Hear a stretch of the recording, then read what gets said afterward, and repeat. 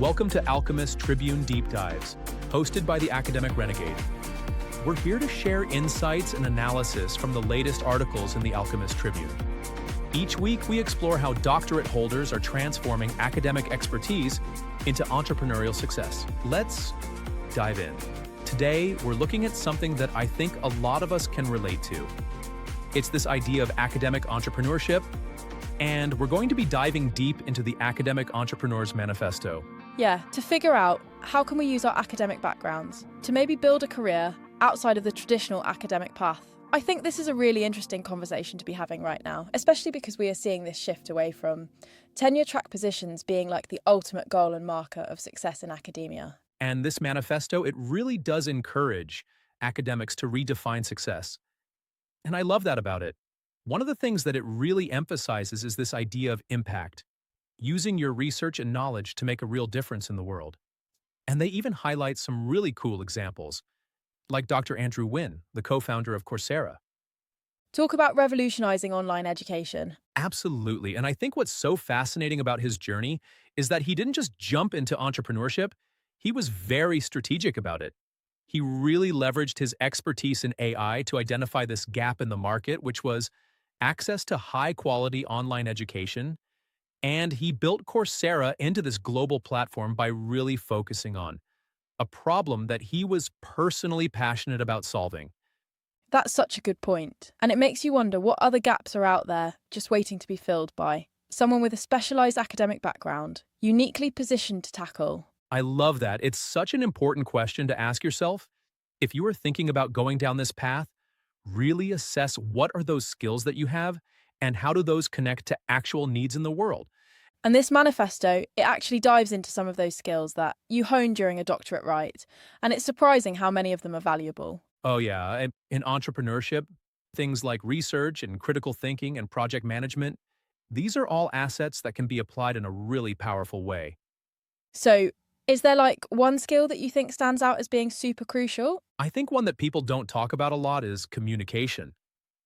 Oh, interesting. You can be a brilliant researcher, but if you can't communicate your ideas in a way that's clear and compelling to investors or partners or customers, it's going to be difficult to get your venture off the ground.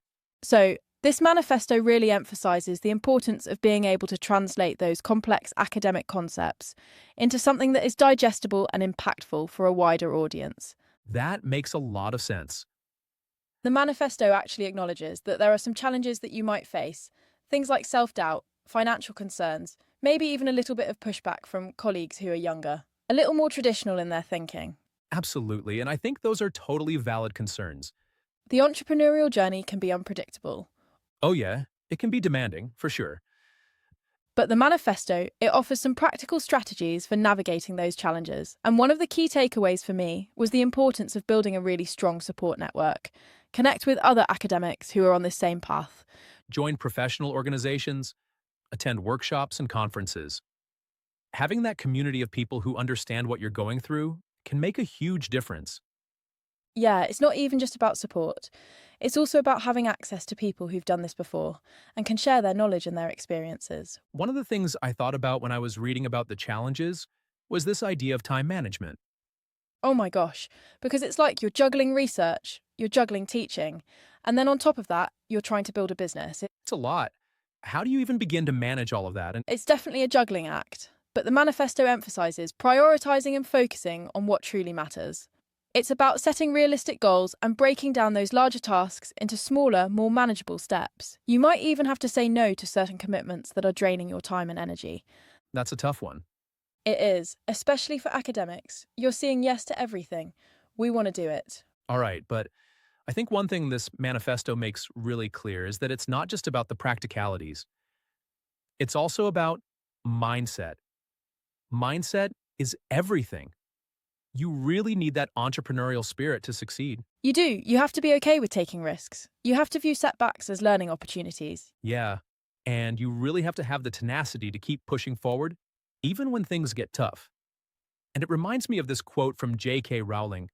She said, "It is impossible to live without failing at something unless you live so cautiously that you might as well not have lived at all, in which case, you fail by default." Wow, that's powerful. Yeah, and I think it speaks to that need to step outside of your comfort zone.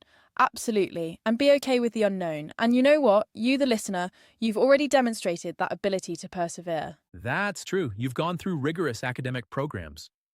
Yeah, you've conducted in depth research. Exactly. You've defended your dissertation. No joke. Those are not small feats. Tap into that resilience as you explore this world of entrepreneurship. I love that. Okay, so we've talked about skills. Yes, we talked about mindset, but what about the actual opportunities? Where can academics actually apply their expertise in this entrepreneurial world? There are a lot of different paths you can take, and the manifesto highlights a few really exciting ones, like consulting, for example. Oh, yeah, that seems like a natural fit for academics, right? You're basically using your specialized knowledge to help organizations solve problems. And it's something that a lot of academics actually do gravitate towards. And I think for good reason. Companies and organisations across all different sectors, they're really recognising the value of in-depth research and data-driven insights. They need people who can analyse complex situations, synthesise information, and provide those evidence-based recommendations. So it's not even just about having the knowledge, it's about knowing how to apply it. Exactly, to real-world challenges that businesses are facing. Yes, and that's where an academic's analytical skills and research skills can really shine. So, how can academics prepare themselves for that transition into consulting? Are there certain types of consulting that are maybe better suited for someone with an academics background? One area where academics tend to excel is strategic consulting, where they're using their research and analytical skills to help organizations develop long-term strategies. Interesting. Another area is policy consulting, where their deep understanding of certain fields can actually inform policy decisions. So, think tanks and government agencies. Exactly. Think tanks, government agencies, NGOs. They're often looking for academics to provide that expertise in areas like healthcare or education or environmental policy. So, again, it's about finding those intersections where your expertise aligns with real world needs. But how do you actually break into the consulting world? It seems like a closed off network. It can be, but there are ways to build your network and gain visibility, starting by identifying firms that specialize in your area of expertise. Look for opportunities to attend industry events, connect with consultants on LinkedIn, even reach out to former classmates Oh, that's a good idea. who may have transitioned into consulting roles. Building those connections can be really valuable. Yeah, for sure. What about building a portfolio, though? Oh, yeah, because in academia, it's all about your publications. Publications are your currency. Exactly. So, what do you show potential consulting clients to demonstrate your capabilities? That's where it gets interesting because you have to reframe your academic experience in a way that resonates with clients. And I see. so instead of just listing your publications, highlight projects where you've actually applied your research skills to solve practical problems. So, for example, if you've analyzed data for a research project, you can frame that as data analysis and interpretation. It's on your resume or portfolio. If you've presented at conferences, that's communication and presentation skills. So, you're basically creating a bridge between those two worlds. Exactly, highlighting the transferability of your skills. Yes, I love that. What about those academics who are maybe less interested in consulting and more drawn to the startup world? Because that's where a lot of the cutting edge innovation is happening. It is. And startups offer this really unique opportunity to translate your research and your ideas into actual products and services. And the manifesto makes this point that you don't have to be a tech whiz. To succeed in the startup world, what matters is having a clear vision, a deep understanding of your market, and the ability to execute your plan.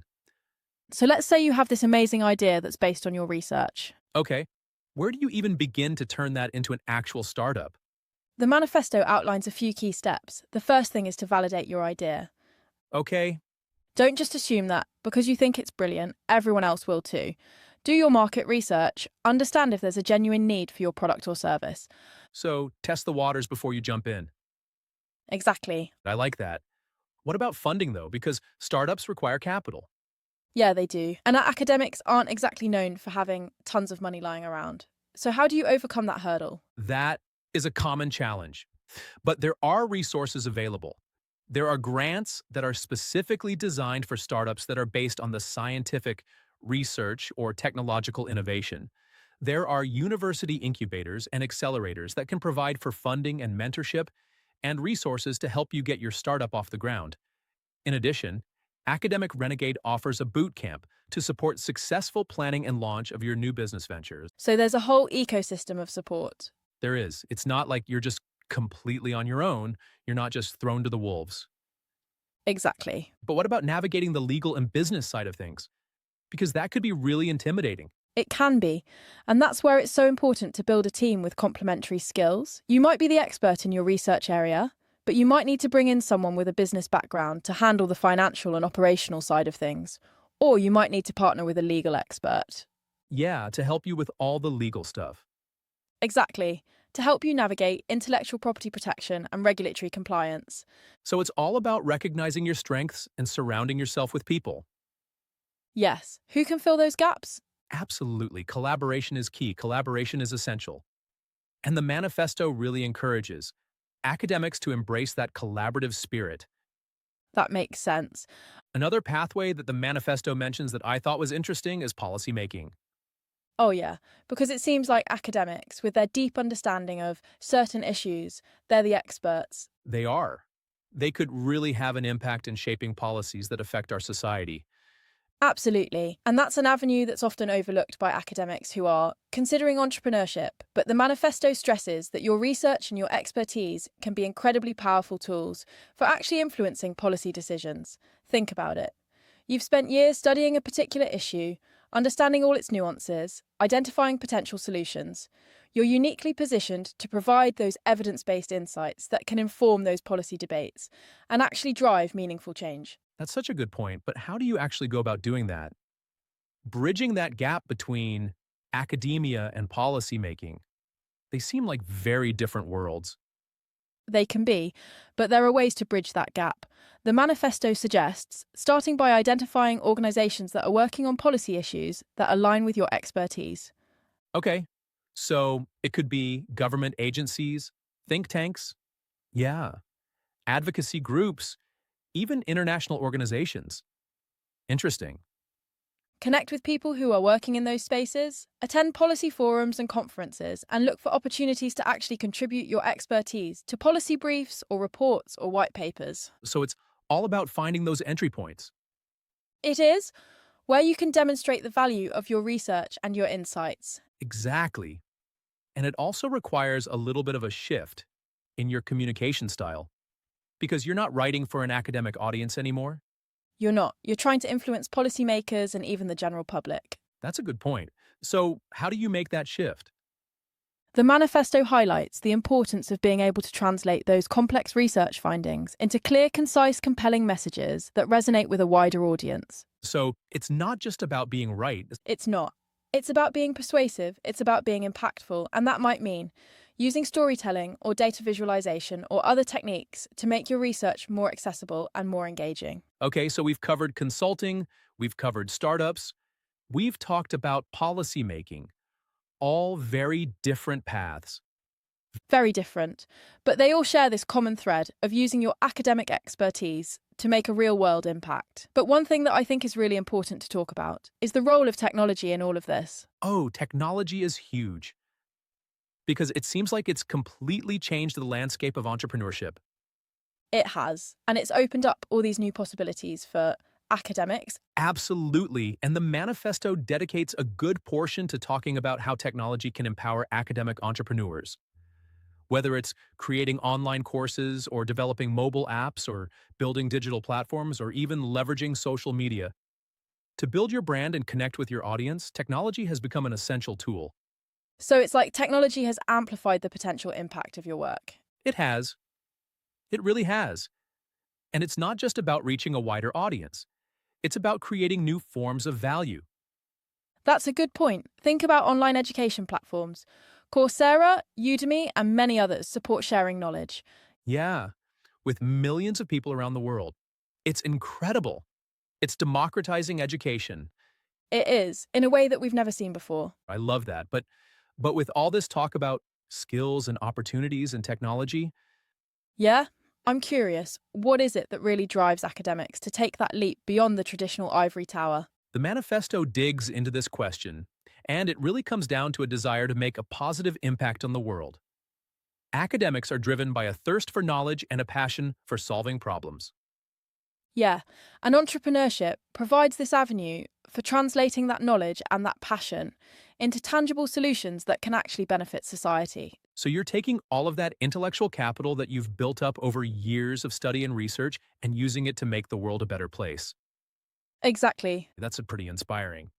It is, and it's something that is resonating with academics across all different disciplines. They're realising that their skills and expertise are valuable, and they can be applied to all these different challenges that we're facing. So we've explored the challenges, the opportunities, the motivations behind academic entrepreneurship. But let's bring it back to you, the listener. What does all of this mean for you? Yeah, what does it mean for you? How can you take these insights and apply them to your own journey? I think the biggest takeaway for me from the Academic Entrepreneur's Manifesto is that your academic background, it's not a limitation. It's actually a huge asset. It is. It's easy to think that a PhD is only valuable in academia, but the skills that you develop during that time, critical thinking, problem solving, research, communication, those are valuable in any field, especially entrepreneurship. Absolutely. And this manifesto, it really encourages you to think differently about what success even means. It's not just about those traditional metrics like tenure or publications. It's about making a real difference in the world. It is. It's about finding problems that you're passionate about and figuring out how you can use your knowledge and skills to solve them. And there are so many different ways to do that. Yeah, I know we've talked about consulting, startups, policymaking. We have, and those are just a few examples. There are so many other paths that you can take. So if you're listening to this and you're thinking, okay, this sounds great, where do I even start? What are some practical first steps? One of the most important things is to just be curious and explore. Don't limit yourself to your specific field of study. Talk to people who are doing interesting things in different industries. That's a good idea. Attend workshops, go to conferences, read books and articles. The more you expose yourself to different ideas and perspectives, the more likely you are to find something that really sparks your interest. And I love how the manifesto talks about building a support network. Oh, that is so important. Because you don't have to do this alone. You don't. There are people who have done this before who can offer guidance and support. Absolutely. Connect with other academics who are thinking about entrepreneurship. Yeah, join online communities. For instance, the Academic Renegade Alchemist has a community that supports those working through the process. Yeah, that is a great one to consider. Find mentors who can help you along the way, so you're not just thrown into the deep end without a life vest. There's a whole ecosystem of support out there. Now, one thing I think is important to remember is that this isn't about abandoning your academic rigor. Oh no, it's about applying it in a different context. Yeah, exactly. It's about bringing that same level of critical thinking and research to the world of entrepreneurship. And you know what? Don't be afraid to fail. Oh my gosh, failure is part of the process. It is. It's inevitable. It's not a sign of weakness. It's an opportunity to learn and grow. So embrace those setbacks. Yes, figure out what went wrong and use those lessons to move forward. Absolutely. And I love how the manifesto encourages you to shift from this risk-averse mindset to one that embraces calculated risks. Because sometimes the biggest rewards come from stepping outside of your comfort zone. They do, and trying something new. I think that's so true. As we wrap up this deep dive, I want to leave you with a final thought-provoking question from the Academic Entrepreneur's Manifesto. Okay, hit me with it. What problem are you uniquely equipped to solve? Oh, I love that. Think about your skills, your knowledge, your passions. Yes. What impact do you want to make on the world? And how can you use your academic background to make that impact happen? I think those are the questions that can really set you on the path to a fulfilling and meaningful life. It's not just about starting a business or making money. It's not about the money. It's about aligning your work with your values. Absolutely. And making a positive contribution to the world. I love that. Thanks for diving deep with us today, everyone. We hope you enjoyed this exploration of the Academic Entrepreneur's Manifesto and that it's inspired you to think about the possibilities that exist beyond that traditional academic path. I hope so. And remember, your skills and your knowledge are valuable. Yeah, and the world is waiting for your unique contribution. The world needs you. So until next time, keep learning, keep exploring, and keep pushing the boundaries of what's possible. I love that. Thanks for joining us on Alchemist Tribune Deep Dives. We're the Academic Renegade crew, reminding you that your doctorate is more than a degree.